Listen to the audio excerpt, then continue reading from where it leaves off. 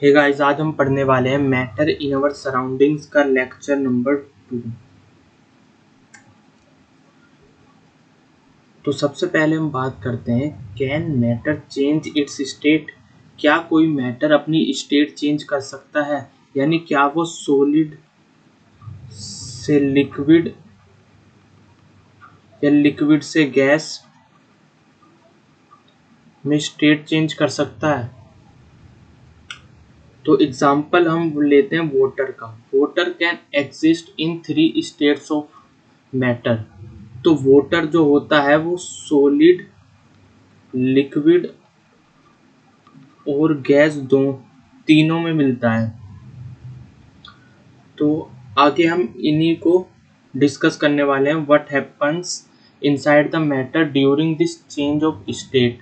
जब state change होगी तो मैटर के अंदर जो पार्टिकल्स होंगे उनमें क्या चेंज आएगा, और how does the change of state takes place. तो ये स्टेट कैसे चेंज होगी। The effect of change of temperature। तो स्टेट चेंज दो वजह से हो सकती है। एक तो जब टेम्परेचर चेंज होगा और दूसरा प्रेशर चेंज होगा। तो सबसे पहले बात करते हैं effect of change of temperature. Temperature से क्या चेंज आएगा। तो जब किसी सॉलिड पे हम टेम्परेचर बढ़ा देते हैं, ये सॉलिड है और ये इसके पार्टिकल्स हैं जो बहुत पास पास होते हैं, तो इसको हम हीट दे रहे हैं तो इसका टेम्परेचर बढ़ जाएगा, और जो इसके particles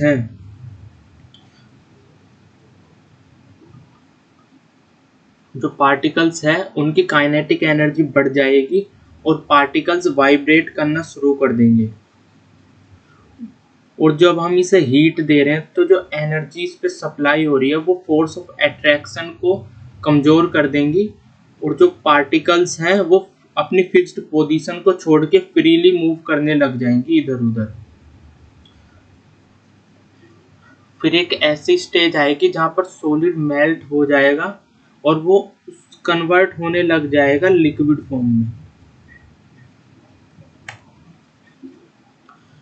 The minimum temperature at which a solid melt to become a liquid at the atmospheric pressure is called its melting point। यानी कोई solid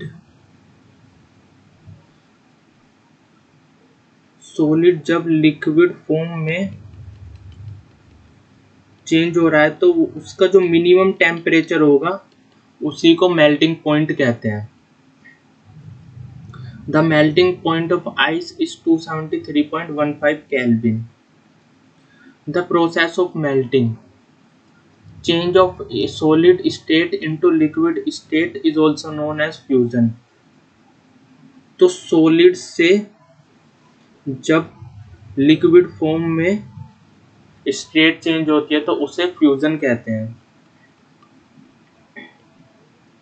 The amount of heat energy that is required to change 1 kg of solid into liquid at atmospheric pressure of its melting point is known as latent heat of fusion। यानी 1 kg of solid को जब हम convert करेंगे liquid में, यानी इसकी state जब हम चेंज करेंगे टेम्परेचर बढ़ा के, तो कितनी हमें हीट इसे देनी पड़ेगी उसे ही कहते हैं latent heat of fusion. Latent heat of fusion यानी कितनी मिनिमम हम इसे हीट देंगे ताकि 1 kg ऑफ सॉलिड की स्टेट चेंज हो जाए लिक्विड में।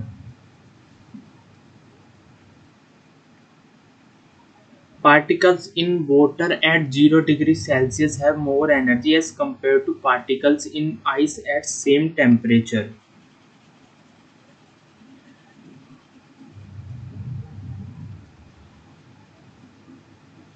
यानी वाटर में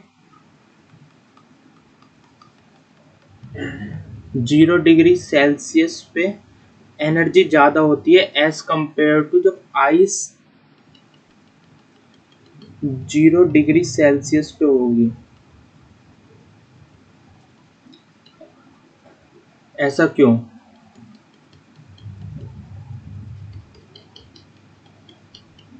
इसका रीज़न ये है because of latent heat of fusion. तो लेटेंट का मतलब होता है हिडन। हिडन यानी सबसे पहले हम आइस की बात करते हैं यहाँ पे। तो आइस पे जब हम हीट दे रहे हैं तो फिर इसके पार्टिकल्स जो हैं वो फ्रीली मूव करने लग जाएंगे। जब फोर्स ऑफ अट्रैक्शन कम होगी तो ये लिक्विड स्टेट में चेंज हो जाएंगे। लेकिन जब हम वाटर को हीट देंगे तो वाटर को जब हम हीट देंगे तो इसमें जो इसका मैटर है उसकी हीट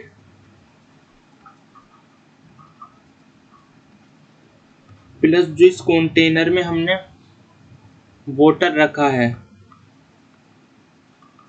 यानी लेटेंट हीट जो है जो कंटेनर में छुपी हुई है, तो मैटर प्लस लेटेंट हीट जो होगी वो ज़्यादा होगी as compare to ice. Ice की जो हीट होगी,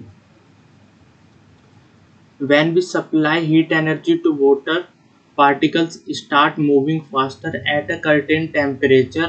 A point is reached when the particles have enough energy to break free from the force of attraction of each other. At this temperature, the liquid starts changing into gas. यानी liquid को जब हम heat करेंगे तो particles जो होंगे जब उनकी काइनेटिक एनर्जी जब बढ़ जाएगी तो वो फ्रीली मूव करने लग जाएंगे, वो वाइब्रेट होंगे तो वो फ्रीली मूव करने लग जाएंगे और उनकी फोर्स ऑफ अट्रैक्शन कम हो जाएगी और वो दूर दूर चले जाएंगे। तो उनका स्पेस ज़्यादा हो जाएगा तो वो गैसियस फॉर्म में कन्वर्ट हो जाएंगे।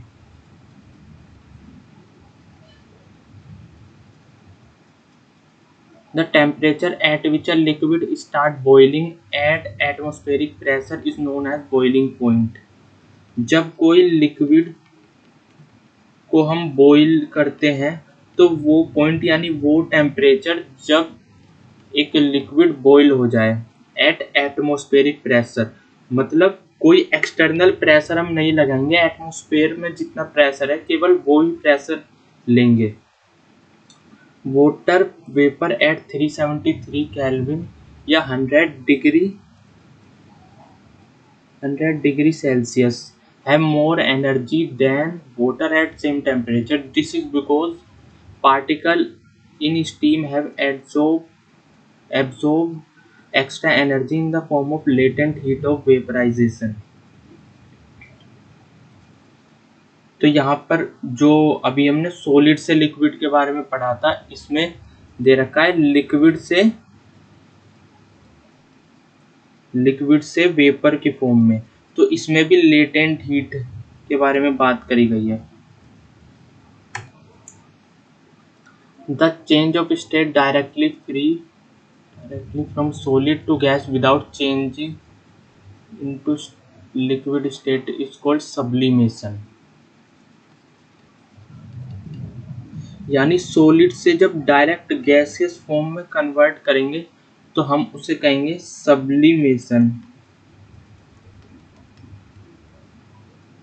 हमने उसे लिक्विड में कन्वर्ट नहीं करा, सॉलिड से वो डायरेक्ट गैस में कन्वर्ट हुई है, और जब गैस से डायरेक्ट सॉलिड में कन्वर्ट होगी तो उसे हम डिपोजिशन कहते हैं या उसे सब्लिमेशन भी कह सकते हैं। दोनों को सब्लिमेशन कह सकते हैं, लेकिन जब गैस से सॉलिड में करते हैं तो डिपोजिशन ही कहते हैं।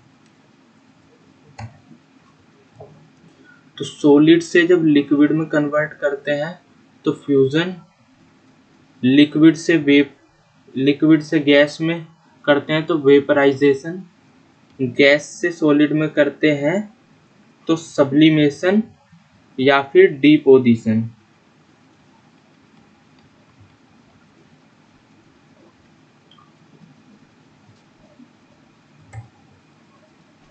Effect of change of pressure. अब हम प्रेशर के बारे में पढ़ेंगे कि अगर हम प्रेशर को चेंज करेंगे या मतलब इंक्रीज करेंगे या डिक्रीज करेंगे तो उससे क्या चेंज आएगा। तो applying pressure and reducing temperature can liquefy gases. तो अगर हम प्रेशर और टेम्परेचर रिड्यूस कर देंगे तो वो लिक्विफाई हो जाएगा, तो जो गैस होंगी वो लिक्विफाई हो जाएंगी। तो इन डायग्राम से हम समझते हैं। अभी यहाँ पर ये गैसियस फॉर्म में दे रखा है, तो इनके पार्टिकल्स जो है उनके बीच में स्पेस बहुत ज़्यादा है और ये दूर दूर है। तो पिस्टन से जब हमने इसमें प्रेशर दिया तो पार्टिकल्स पास आ गए, फिर ये और प्रेशर दिया तो पार्टिकल्स और पास आ गए, तो ये यहाँ पर ये सॉलिड बन गए।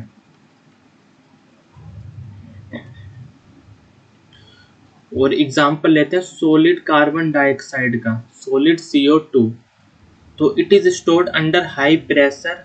Solid CO2 gets converted directly to gaseous state on decreasing pressure to 1 atmospheric without coming into liquid state. This is the reason that solid carbon dioxide is also known as dry ice.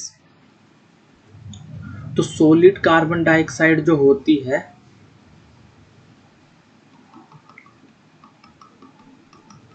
इसके particles पास पास होंगे जब solid है, यानी इसमें pressure अभी ज़्यादा है। तो प्रेशर हम रिड्यूस कर देंगे या डिक्रीज कर देंगे। तो प्रेशर हम कम कर देंगे तो जो इसके पार्टिकल्स होंगे वो दूर दूर हो जाएंगे। तो प्रेशर जब कम होगा तो पार्टिकल्स दूर हो जाएंगे, यानी उनकी फोर्स ऑफ अट्रैक्शन भी कम हो जाएगी और वो गैसेस फॉर्म में कन्वर्ट कर जाएंगे। तो इसी को हम ड्राई आइस कहते हैं।